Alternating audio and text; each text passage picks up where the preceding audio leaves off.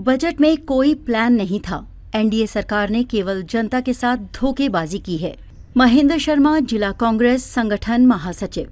जिला संगठन महासचिव महेंद्र शर्मा ने कहा कि 20 मई 2024 यानी चुनाव के दौरान मोदी जी ने एक साक्षात्कार में दावा किया था कि 100 दिन का एक्शन प्लान हमारे पास पहले से ही है, लेकिन इस बजट में ऐसे किसी प्लान की बात नहीं करके देश की जनता के साथ धोखा किया है। शहरी विकास एवं ग्रामीण विकास की कोई भी योजनाओं पर कोई बड़ी घोषणा नहीं कर पाए।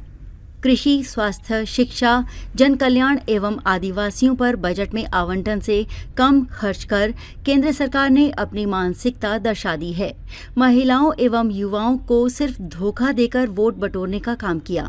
इस बजट में महिलाओं के साथ धोखा हुआ है। 10 साल के बाद उन युवाओं के लिए सीमित घोषणाएं हुई जो सालाना 2 करोड़ नौकरियों के जुमले को झेल रही थी। ये देश की तरक्की का बजट नहीं होकर मोदी सरकार बचाओ बजट बनकर रह गया है।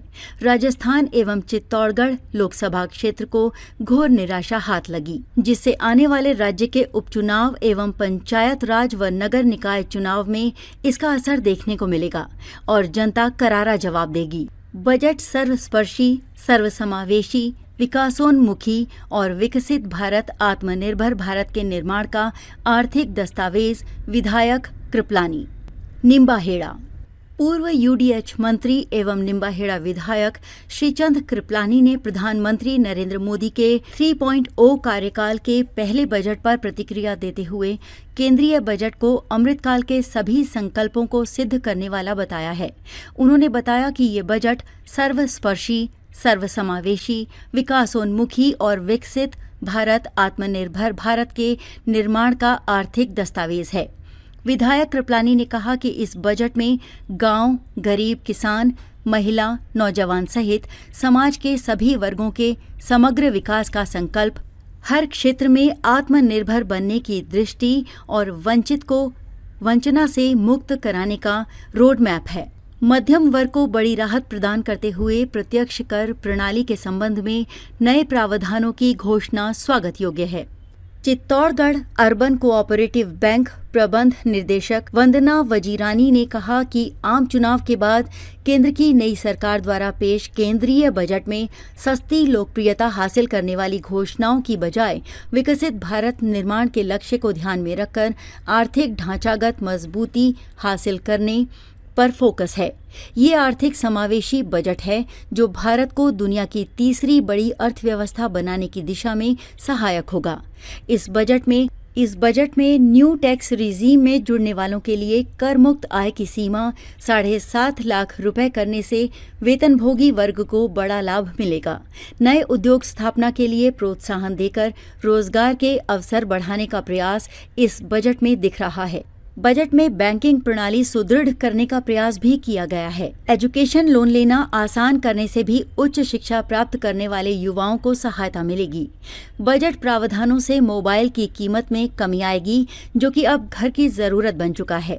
महंगाई पर नियंत्रण के प्रयास भी बजट में हैं, लेकिन उनका असर बाजार में दिखने में कुछ समय लग सकता है। महिलाओं के लिए हॉस्टल निर्माण का प्रस्ताव महिलाओं को सेवा क्षेत्र के लिए प्रोत्साहित करेगा।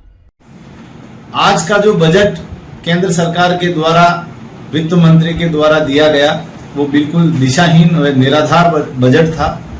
कोई इनका आधार नहीं है। जब मोदी जी चुनाव में अभी 2024 में 20 मई की साक्षात्कार में उन्होंने कहा था कि हमारे पास 100 दिन का प्लान तैयार है और देश को हम उस प्लान को बताएंगे, लेकिन देश के सामने आज बजट के रूप में वो पेश नहीं कर पाए।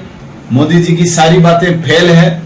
वो सिर्फ अपने गठबंधन के साथियों को खुश करने में और अपनी सरकार बचाने में रह गए। जहां किसानों की अपन बात करते हैं तो एमएसपी 1.5 गुना बढ़ाने की बात हुई थी और किसानों की जो आय है वो दोगुनी करने की बात हुई थी, लेकिन वो नहीं कर पाए। आज के बजट में किसानों के साथ कुठाराघात हुआ है। युवाओं की अपन बात करते हैं तो युवाओं के साथ भी कुठाराघात हुआ है। युवाओं को जहां इन्होंने गारंटी दी थी कि 2 करोड़ नौकरियां देंगे, वो नौकरियां सिर्फ हवाई रही। उल्टा जो बच्चे एग्जाम दे रहे हैं उन बच्चों के पेपर लीक हो रहे हैं, उन पे भी ये कोई कड़ा कानून नहीं बना सके। मैं राजस्थान की अगर बात करता हूं तो पर्ची सरकार बिल्कुल फेल सरकार निकली। राजस्थान को केंद्र सरकार कुछ नहीं दे पाई। राजस्थान के मुख्यमंत्री और प्रदेश अध्यक्ष जो हमारे चित्तौड़ लोकसभा से सांसद भी है, वो न तो राज्य में कुछ करा पाए, न चित्तौड़ में कुछ ऐसी कोई घोषणाएं करा पाए जो आम जन के लिए खुशी लाएं। ऐसी कोई योजनाएं वो नहीं ला पाए, इसलिए ये बजट निराधार रहा। कोई दिशा नहीं है इसकी, और इस बजट से आम लोगों को सिर्फ घोर निराशा मिली है, इसके अलावा कुछ नहीं हुआ।